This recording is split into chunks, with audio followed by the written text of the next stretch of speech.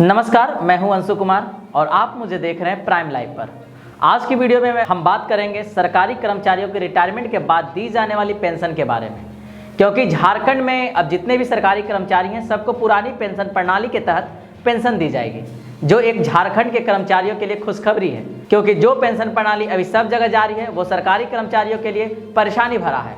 जानेंगे इस वीडियो में कि नई पेंशन प्रणाली और पुरानी पेंशन प्रणाली में क्या अंतर है, कैसे नई पेंशन से बेहतर है पुरानी पेंशन प्रणाली, और साथ ही जानेंगे कि कौन कौन इस पेंशन प्रणाली के लिए एलिजिबल है और कब से लागू की जाएगी। यहाँ नई पेंशन प्रणाली का मतलब अंशदायी पेंशन योजना है।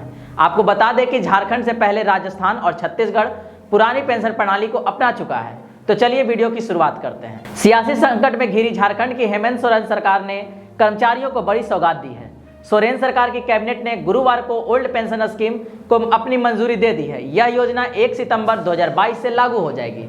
इसके लागू होने के साथ ही 1 दिसंबर 2004 से लागू की गई नई अंशदायी पेंशन योजना खत्म हो जाएगी। राज्य में अभी लगभग 1.95 लाख अस्थायी अधिकारी और कर्मचारी हैं। इनमें से 1.25 लाख नई पेंशन योजना के दायरे में हैं, जो 2004 में अंशदायी पेंशन योजना लागू होने के बाद बहाल हुए हैं। इन्हें इसका सीधा लाभ मिलेगा।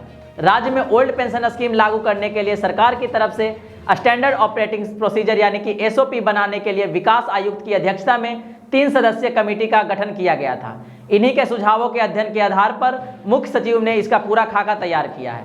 इसमें भविष्य में आने वाली तमाम खामियों के निदान का भी ख्याल रखा गया है। पुरानी पेंशन योजना का लाभ लेने के लिए कर्मचारियों को इन शर्तों का पालन करना होगा। सबसे पहला शर्त, जो सरकारी कर्मचारी योजना का लाभ लेना चाहते हैं उन्हें इस बात का एफिडेविट देना होगा कि उन्हें स्टैंडर्ड ऑपरेटिंग प्रोसीजर यानी एसओपी की शर्तें मान्य हैं। कर्मचारियों की तरफ से किसी भी प्रकार की अतिरिक्त वित्तीय दावा राज्य सरकार से नहीं किया जाएगा। दूसरा है, एफिडेविट के तहत कर्मचारियों के नई अंशदायी पेंशन योजना के तहत वेतन से की जा रही 10% मासिक अंशदान की कटौती समाप्त हो जाएगी। तीसरा है, नेशनल सिक्योरिटीज डिपॉजिटरी लिमिटेड यानी एनएसडीएल से सरकारी अंशदान और उस पर अर्जित ब्याज की राशि सीधे राज्य सरकार को अगर नहीं मिलती है तो उस स्थिति में कर्मचारियों के सेवानिवृत्ति के बाद सरकारी अंशदान और उस पर अर्जित ब्याज की राशि संबंधित कर्मचारियों को सरकारी कोष में जमा करना होगा।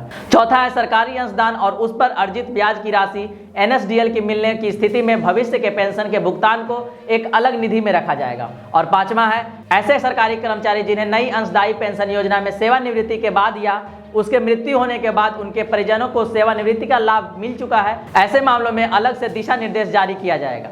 अब जानते हैं नई पेंशन स्कीम से क्या लाभ है और क्या हानि है, इसको समझते हैं। नई पेंशन स्कीम में कर्मचारी के वेतन में से 10% कटौती होती थी। उतना ही सरकार मिलाकर उसे निवेश करती थी। यह निवेश शेयर मार्केट की तरह उतार चढ़ाव पर आधारित होता था। रिटायरमेंट पर उसका जितना पैसा बनता था उसका 60% उन्हें भुगतान करने का प्रावधान था।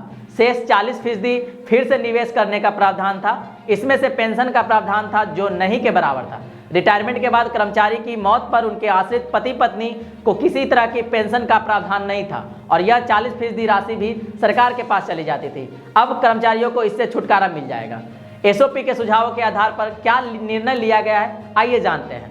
राज्य में ओल्ड पेंशन स्कीम लागू करने के लिए सरकार की तरफ से स्टैंडर्ड्स ऑपरेटिंग प्रोसीजर यानी कि एसओपी बनाने के लिए विकास आयुक्त की अध्यक्षता में 3 सदस्यीय कमेटी का गठन किया गया था। इन्हीं के सुझावों के अध्ययन के आधार पर मुख्य सचिव ने इसका पूरा खाका तैयार किया है। इसमें भविष्य में आने वाली तमाम खामियों के निदान का भी ख्याल रखा गया है।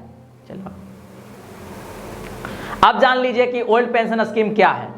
ओल्ड पेंशन स्कीम में कर्मचारी को उसके मूल वेतन का 50% हिस्सा पेंशन के रूप में दिया जाता है। इसमें कर्मचारियों का महंगाई भत्ता शामिल होता है, साथ ही डीए भी शामिल होता है।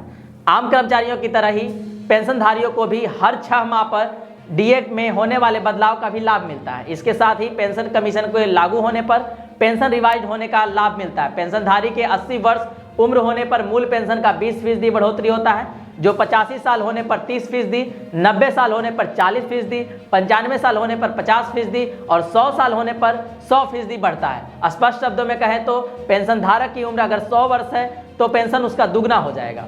ओल्ड पेंशन स्कीम लागू होने से किस पर क्या असर पड़ेगा, चलिए जानते हैं। सबसे पहले अधिकारियों और कर्मचारियों पर इसका प्रभाव पड़ेगा।